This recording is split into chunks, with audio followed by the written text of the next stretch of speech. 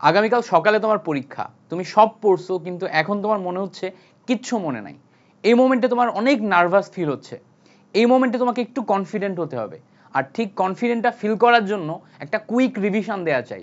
But সেই quick revision টেকনিকটা কি, কিভাবে পড়লে খুব দ্রুত পুরা সিলেবাসটা একবার মাথার মধ্যে গেঁথে যাবে, এই ভিডিওটা তোমার জন্য অনেক উপকারী হতে চলেছে। অবশ্যই ভিডিওটা শেয়ার করে অথবা সেভ করে রেখে দিবা যাতে কয়েকবার দেখতে পারো। এই ভিডিওতে আমি অনেকগুলো সাবজেক্টের কুইক রিভিশন টেকনিক বলবো, সায়েন্স আর্টস সবগুলারই। সো সেই ক্ষেত্রে আমি যেভাবে এই জিনিসটা প্র্যাকটিক্যালি আমার হোল একাডেমিক ক্যারিয়ারে অ্যাপ্লাই করছি এবং প্রত্যেকটা ক্লাসে ভালো রেজাল্ট করছি, এইটা তোমাকে হয়তো অন্য লেভেলে একটা আন্ডারস্ট্যান্ডিং দিবে এবং হেল্প করবে। চলো আমরা দেরি না করে শুরু করি। তোমাদের যেহেতু প্রথম পরীক্ষা বাংলার ক্ষেত্রে কুইক রিভিশন কিভাবে দিবা? বাংলার ক্ষেত্রে তোমরা গদ্য বলো পদ্য বলো এগুলার ক্ষেত্রে মেইন কথা হচ্ছে এমসিকিউ এর জন্য তুমি ছোট ছোট ইনফরমেশনগুলো খেয়াল করছো, আর সিকিউ এর জন্য কি করছো, ওভারঅল একটা গল্পের মধ্যে বা গদ্য পদ্যের মধ্যে যে থিমগুলো আছে থিমগুলো খেয়াল করছো। সো সেই ক্ষেত্রে প্রথমত আমি যেটা করতাম প্রথমেই যে কোনো একটা গল্পে যদি যাই, ওই গল্পে লেখক পরিচিতির মধ্যে লেখকের জন্মসাল মৃত্যুসাল, তারপর হচ্ছে তার ছোট ছোট বিভিন্ন গল্প গ্রন্থগুলা এবং ওই লেখক রিলেটেড যেই ইম্পর্টেন্ট ওয়ার্ডগুলো আছে ওই ওয়ার্ডগুলো আমি একটু 2-3 মিনিটে কুইক দেখে নিতাম। আমি সবসময় এখানে যেটা ফলো করি সেটা হচ্ছে active recall technique. Active recall technique মানে কি, আমি তো বিভিন্ন সময় ওই একই জিনিস পড়ছি না। অ্যাক্টিভ রিকল টেকনিক মানে হচ্ছে আমি প্রিভিয়াস যা যা পড়ছি এবং গত 3-4 দিন আমি যা যা রিভাইজ করলাম, আমি 1 মিনিটে একটু নিজের কাছে না দেখে, বই দেখবো না, নিজের কাছে দেখবো যে এই প্যারাটায় আমি কি পড়ছিলাম ওটা আমার মাথার মধ্যে ভিজুয়াল মেমোরিতে আছে কিনা। সো ওই প্যারাটা ওপেন করার পর 1 মিনিট কোন কোন ইনফরমেশন তোমার মাথার মধ্যে আছে এটা একটু চেক করার ট্রাই করবা। যদি মাথার মধ্যে কিচ্ছু না আসে, ডাজেন্ট ম্যাটার, কোনো সমস্যা নেই, কোনো ভয় পাওয়ার কিচ্ছু নাই। একবার একটু জাস্ট কুইক 1.5-2 মিনিটে রিডিং পড়ে ফেলবা। 1.5-2 মিনিটে একবার একটু রিডিং পড়ে ফেলবা, ধরেই নিবা তোমার মাথায় এখন আর কিছু নাই, সমস্যা নাই। 1.5-2 মিনিটে একটু রিডিং পড়বা। 1.5-2 মিনিটে রিডিং পড়ার পর এরপর অ্যাক্টিভ রিকলে যাবা। এবার তুমি না দেখে তোমার মাথার মধ্যে ওই ইনফরমেশনগুলো কতটা গোছানো আছে, কতটা রেসপন্স করতেছে তোমার মাথা, সেটা একটু দেখবা। এটা দেখলে দেখবা যে লেখক পরিচিতি একদম ডান। এবার যেটা করবা, তুমি যখন বইতে গল্প বা কবিতা পড়ছো তখন প্রত্যেকটা লাইন লাল কালি বা অন্য কালি দিয়ে দাগায় দাগায় পড়ছো, বা কোনো না কোনোভাবে তো মার্কিং করছো, একটু না একটু হাইলাইট তো করছো। ওই হাইলাইটেড মেইন লাইনগুলা তুমি দেখে যাবা, ফুলটা আর পড়ার দরকার নেই। জাস্ট একবার করে দেখবা, চোখ বুলায় যাবা, যাতে লাইনটা এবং কিওয়ার্ডটা দেখলেই তোমার ওই জায়গাতে যেগুলা ওই রিলেটেড জিনিসপত্র আছে একটু মাথায় ঢোকে। সো তুমি 2-3 মিনিট 4 মিনিট ব্যবহার করে টোটাল গল্পটা কিংবা কবিতাটা একটু সুন্দর করে দেখো। দেখার পর আবারও আসো অ্যাক্টিভ রিকল টেকনিকে। আবার তুমি কি করতে পারো, তোমার মাথার মধ্যে এই রিলেটেড যেই ইনফরমেশনগুলো আছে বই না দেখে একবার দেখার চেষ্টা করো, বই না দেখে একবার মনে করার চেষ্টা করো, নিজের কাছে জিজ্ঞেস করার চেষ্টা করো যে এইটার উত্তর কি হতে পারে বা এই জিনিসটা রিলেটেড কি কি ইনফরমেশন আমার মাথায় আছে। সো এটা যদি তুমি করো তাহলে দেখবা দ্রুত পুরা জিনিসটার একটা স্ট্রাকচার তোমার মাথার মধ্যে অটোমেটিক ডেভেলপ হয়ে যাবে। এটা হচ্ছে তোমার মাথাকে ফোর্স করা যে আমি যা যা পড়ছি সেটাকে স্ট্রাকচার করবো কিভাবে। যখন তোমার মাথার মধ্যে পুরা জিনিসটা স্ট্রাকচার হয়ে যাবে, নেক্সট স্টেজে তুমি যখন যাবা, এই ঠিক বাংলা গল্পের লাস্টে দেখবা তোমার হচ্ছে যে ওই যে সারসংক্ষেপ যে জায়গাটা আছে, পাঠ পরিচিতি টাইপের একটা থাকে না, সারসংক্ষেপ থাকে গল্পের কিংবা কবিতার, ওই সারসংক্ষেপ ওই জায়গাতে তুমি টোটাল জিনিসটার মেইন থিমটাকে সারসংক্ষেপ আকারে পাও।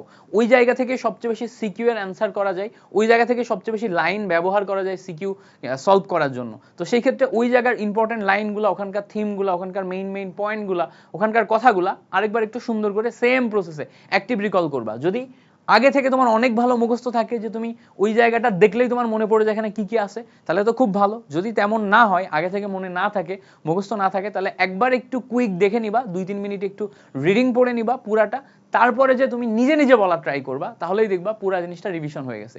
এভাবে পরীক্ষার ঠিক আগের দিন রাতে তোমার পড়া সমস্ত প্রিভিয়াস টপিক তুমি 2 ঘন্টায় একবার রিভাইজ করো। 2 ঘন্টা মতো সময় নাও, একবার রিভাইজ করো। প্রত্যেকটা টপিকে 4 মিনিট 5 মিনিট 6 মিনিট করে নাও, কোনো সমস্যা নেই, বা 10 মিনিট করে নাও। এভাবে দেখবা কুইক রিভাইজ করলে 10 মিনিট 15 মিনিটে পুরো জিনিসটা দেখলে তোমার ভিতরে একটা কনফিডেন্স চলে আসছে। এই সময় একটা ভুল করবা না, সেই ভুলটা হচ্ছে যে কুইক রিভাইজ যখন তুমি দিচ্ছ, কুইক রিভাইজ দেওয়ার সময় কোনোভাবে নতুন কিছু পড়বা না, নতুন কিছু পড়বা না। কুইক রিভিশন সব যেগুলো আমার অলরেডি পড়া, যেগুলো আমার মনে আছে, যেগুলো আমার মুখস্থ, সেগুলোর জন্য। এবার একটা কাজ করতে পারো, এরকম একটা খাতার পেজ নিতে পারো, একটা পেজ, ওই পেজটাতে যেগুলা যেগুলা তোমার মনে থাকতেছে না বা যেগুলা যেগুলা তুমি দেখতেছো কুইক রিভাইজ করতে যে বা অ্যাক্টিভ রিকল করতে যে আমি আগে পড়েছিলাম বাট আমার মাথা কোনোভাবে রেসপন্স করতেছে না, ওই ইনফরমেশনগুলো একটু ছোট্ট করে টুকে নিবা, ওই ইনফরমেশনগুলো ছোট্ট করে টুকে নিবা। এতে কি হবে, টোটাল 2 ঘন্টা অ্যাক্টিভ রিকল করার পর বা রিভাইজ দেওয়ার পর যেই যে ইনফরমেশনগুলো তোমার মনে নাই ওগুলা সুন্দর মতো একটা জায়গায় নোট হয়ে যাবে। এইটাকে আবার একটু বেশি সময় নিয়ে 30 মিনিট মতো সময় নিয়ে একটু রিভাইজ করে ফেলবা, একটু বারবার দেখে ফেলবা। পরের দিন সকালে উঠেও এই কয়েকটা জিনিসপত্র আরেকবার দেখবা, তাহলে দেখবা পরীক্ষার হলে যে এগুলা তোমার আর মানে ভুলে যাচ্ছ এরকম ফিল হইতেছে না, পারতেছো তুমি। তাহলে এটা হচ্ছে তোমার অ্যাক্টিভ রিকল টেকনিকের মাধ্যমে করলা, কয়েকটা লেয়ারে করছো। যারা বুঝো নাই, আমি ভিডিওটা লেন্দি করব না, ভিডিওটা শর্ট করব, এই ভিডিওটা আরেকবার দেখবা এই পর্যন্ত। ওকে, এবার আসো আমরা বাংলার পরিবর্তে ইংলিশে যাই। ইংলিশেও সেম। ইংলিশে এখন তুমি গ্রামাটিক্যাল জিনিসপত্র পড়তে পারবে না। ইংলিশে অ্যাক্টিভ রিকল করতে গেলে জাস্ট দ্রুত তোমার অ্যান্সারগুলো দেখে চলে যেতে হয়। আমি যেটা করতাম ইংলিশের ক্ষেত্রে, তোমার সেকেন্ড পার্ট বলো ফার্স্ট পার্ট বলো, যেই বিভিন্ন টাইপের ফিল ইন দ্য ব্ল্যাঙ্ক থাকে না, ব্ল্যাঙ্ক জায়গাগুলোতে ফিল করতে হবে, এগুলো আমি কখনো রিকল করতাম না লাস্ট মোমেন্টে। লাস্ট মোমেন্টে আমি সবসময় রিকল করতাম হচ্ছে রিটেন পার্ট, যেটা মুখস্থ সাইড, যেটা রিটেন পার্ট, এই রিটেন পার্টটা আমি লাস্ট মোমেন্টে সবসময় রিকল করতাম। বিকজ রিটেন পার্টটা পরীক্ষার হলে যে আমাকে অনেক গুছায় লিখতে হবে। তো রিটেন পার্ট যদি পরীক্ষার হলে যে আমার মনে না থাকে কিংবা আমি একদম গুছায় লিখতে না পারি, তখন আমার একটা অনেক বড় একটা আমার ইয়া হয়ে যায়। So totally fill in the blank যেই পার্টটা আছে, এই পার্টটা ডিপেন্ড করে হচ্ছে পরীক্ষায় মানে তুমি প্রিভিয়াস বিভিন্ন সময় ধরে কতটা প্র্যাকটিস করছো তার উপর। প্র্যাকটিস বেশি হলে পরীক্ষার হলে যে তুমি একবার মানে এমনিতেই পারবা। তো পরীক্ষার আগের 2 দিন টানা তুমি যদি পড়াশোনা করে থাকো, পুরো জিনিসটা একবার রিভাইজ করে থাকো, তোমার ওটা মনে থাকবে এন্ড পরীক্ষার হলে যে ওটা তুমি পারবা, মিলাই ফেলতে পারবা, কোনো সমস্যা হবে না। বাট রিটেন পার্টটা লাস্ট মোমেন্টে না দেখে গেলে পরীক্ষার হলে যে দেখবা প্রবলেম ফেস করবা। এই জন্য রিটেন পার্টটা ইংলিশে সবচেয়ে মানে লাস্ট মোমেন্টে কুইক রিভিউ দিবা 2-3 মিনিটে। ওকে, আশা করি বুঝাইতে পারছি। এবার আসো ফিজিক্স, কেমিস্ট্রি, ম্যাথ এই সাবজেক্টগুলোর ক্ষেত্রে কি করবা। এই সাবজেক্টগুলোর ক্ষেত্রে যেটা সবচেয়ে বেশি ইম্পর্টেন্ট সেটা হচ্ছে কুইক রিভিউয়ের জন্য, একদম লাস্ট মোমেন্টে কুইক রিভিউয়ের জন্য প্রত্যেকটা টপিকের টাইটেলগুলো একবার একটু পড়া। প্রত্যেকটা টপিকের টাইটেল সাবটাইটেল পড়লেই তুমি বুঝতে পারবা যে এর ভিতরে কি কি আছে। যদি তোমার মাথা রেসপন্স করে আচ্ছা এই টাইটেল এই সাবটাইটেলের ভিতরে এই জিনিসপত্রগুলো আছে, দেখবা ওই টাইটেল সাবটাইটেল পড়ে এই জিনিসপত্রগুলো যখন মাথা তোমার রিকল করতেছে তুমি বুঝতে পারবা এগুলো এগুলো এগুলো আমি পারবো। তো এই টাইটেল সাবটাইটেল পড়ে ফিজিক্স, কেমিস্ট্রি, ম্যাথ এই সাবজেক্টগুলোর ক্ষেত্রে দেখলে যেটা হয় তুমি কনফিডেন্ট ফিল করো। লাস্ট মোমেন্টের কুইক রিভিউ টাইমে তুমি এটা দেখলেই তুমি দেখবা কনফিডেন্ট ফিল করতেছো। আর যখন কনফিডেন্ট ফিল করবা তখন দেখবা তোমার পরবর্তী দিন যে তুমি পারবা এটা নিয়ে তোমার ভিতরে একটা আলাদা লেভেলের একটা ব্যাপার কাজ করতেছে। আমি যেটা করতাম, আমি হচ্ছে তোমার লাস্ট মোমেন্টে কুইক রিভিউ বলতে সবসময় ফর্মুলা, রিয়াকশন, কঠিন কঠিন ওয়ার্ড যেগুলো আছে, যেগুলো আমার আগামীকাল পরীক্ষায় আসবে আমি জানি বাট আমার মনে থাকে না, ওই জিনিসটার উপরে একটু ফোকাস করতাম লাস্ট মোমেন্টে। লাস্ট মোমেন্টে সায়েন্সের সাবজেক্টগুলোর ক্ষেত্রে এটা করতাম। যদি তোমার সায়েন্সের সাবজেক্টে কোনো ফর্মুলা, কোনো রিয়াকশন, কোনো প্রশ্নের উত্তর, কোনো ওয়ার্ড এগুলো মনে না থাকে, সেম ভাবে একটা পেজে এভাবে ওই লাস্ট মোমেন্টে রিভিউ করার সময় এটা লিখে রাখবা। যদি তোমার হাতে একটা শর্ট নোট করা থাকে প্রিভিয়াস টিচারের করা, মানে টিচারের ক্লাস করার পর শর্ট নোট বা সুন্দর করে নিজের হ্যান্ড নোট, এইটা দিয়ে রিভিউ করা আরো বেশি বেটার।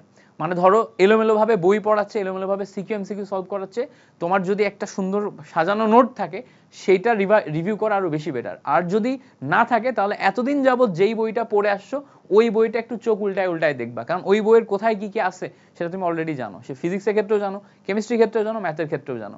সো এই যে টেকনিকগুলো আমি তোমাকে বললাম এইগুলা তুমি একদম চমৎকারভাবে প্র্যাকটিস করবা।